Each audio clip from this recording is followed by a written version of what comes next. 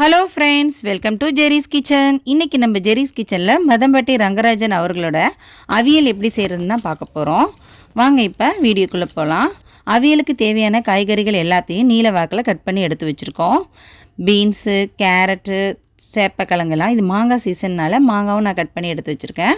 ஒரு கடாய் எடுத்துக்கலாம். அந்த கடாயில் நம்ம கட் பண்ணி வச்சுருக்க காய்கறிகளெல்லாம் சேர்த்துக்குவோம். நான் கேரட் எடுத்து வச்சுருக்கேன். கேரட்டு, பீன்ஸு, அவரைக்காய், கருணக்கிழங்கு சேர்த்துக்கலாம். கருணக்கிழங்கு இல்லை, அதனால் நான் உருளைக்கிழங்கை நீலவாக்கில் கட் பண்ணி சேர்த்து வச்சுருக்கேன்.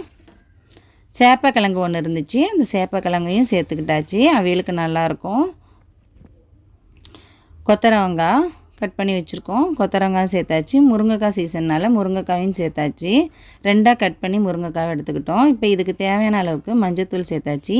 மாங்காயும் கட் பண்ணி வச்சுருக்கேன். மாங்காயும் இதோட சேர்த்துக்கலாம், நல்லாயிருக்கும் அவியலுக்கு. இப்போ ஒரு 3/4 டம்ளர் தண்ணி ஊற்றி ஒரு மூடி போட்டு மூடி வச்சிடலாம். நல்லா காய் வெந்துக்கிட்டு இருக்கு. இடையிட்டு எடுத்து கிளறி விட்டுறலாம். பாருங்கள், இவ்வளோ 3/4 டம்ளர் தண்ணி இருக்குது.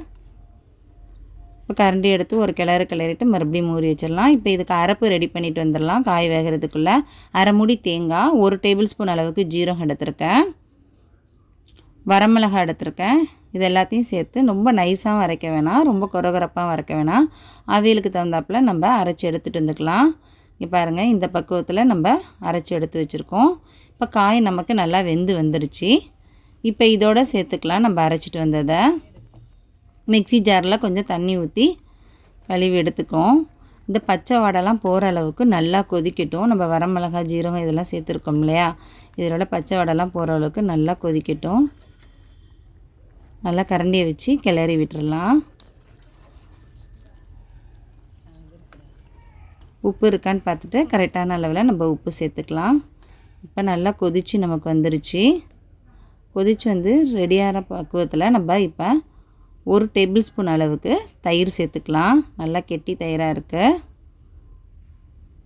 சேர்த்தாச்சு. சேர்த்து விட்டு கிளறி விட்டுறலாம். இப்போ இதுக்கு ஒரு தாளிப்பு ரெடி பண்ணிடலாம். தேங்காய் எண்ணெயில் தாளித்தா ரொம்ப டேஸ்ட்டு நல்லாயிருக்கும், அதனால் நான் தேங்காய் எண்ணெயில் தான் தாளிக்கிறேன். கடுகு, கருவேப்பிலை போட்டு தாளித்து நம்ம கூட்டோடு சேர்த்து விட்டுறலாம். இப்போ நமக்கு கூட்டு சூப்பராக ரெடி ஆயிடுச்சு. நீங்களும் உங்கள் வீட்டில் ட்ரை பண்ணி பாருங்கள். என்னோட இந்த ரெசிபி உங்களுக்கு பிடிச்சிருந்துச்சுன்னா லைக் பண்ணுங்கள், ஷேர் பண்ணுங்கள், சப்ஸ்கிரைப் பண்ணுங்கள். தேங்க்ஸ் ஃபார் வாட்சிங்.